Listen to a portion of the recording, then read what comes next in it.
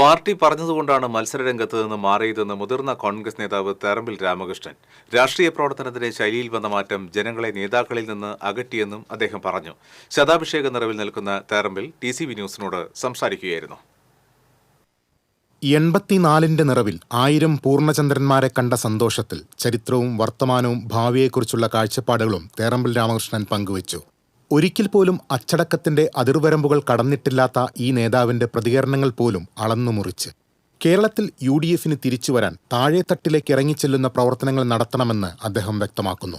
തൃശൂരിൽ തുടർച്ചയായ തെരഞ്ഞെടുപ്പ് തോൽവികളിൽ UDF പരാജയപ്പെടുന്നതിൽ മാറ്റം വരണം. അതിനുള്ള നിർദ്ദേശം ഇങ്ങനെ: സാധാരണ ജനങ്ങളുടെ ആവശ്യങ്ങൾ എന്തെന്ന് മനസ്സിലാക്കി അവരെ സഹായിക്കുന്ന ഒരാളായി മാറാൻ നിങ്ങൾക്ക് കഴിയണം. എങ്കിലേ ജനഹൃദയങ്ങളിൽ സ്ഥാനം കിട്ടും. KPCC തലപ്പത്ത് വന്ന സംഘടനാപരമായ മാറ്റങ്ങളിലും പ്രതികരണമുണ്ടായി. ഇന്നത്തെ ശൈലിയിൽ മാറ്റം വരുത്തിയില്ലെങ്കിൽ ജനകീയ അംഗീകാരം കിട്ടാൻ ഒരു രാഷ്ട്രീയ പ്രസ്ഥാനവും സാധ്യമല്ല. ഇതിപ്പോൾ ഒരു പാർട്ടിയുടെ അല്ല, സകല പാർട്ടികൾക്കും വന്നിട്ടുള്ള ഒരു മൂല്യച്യുതിയാണ്.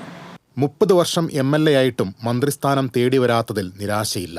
എനിക്ക് കിട്ടിയ അവസരങ്ങളൊക്കെ തന്നെ പരമാവധി ഭംഗിയായി നിർവഹിച്ചിട്ടുണ്ടെന്നാണ് വിശ്വാസം.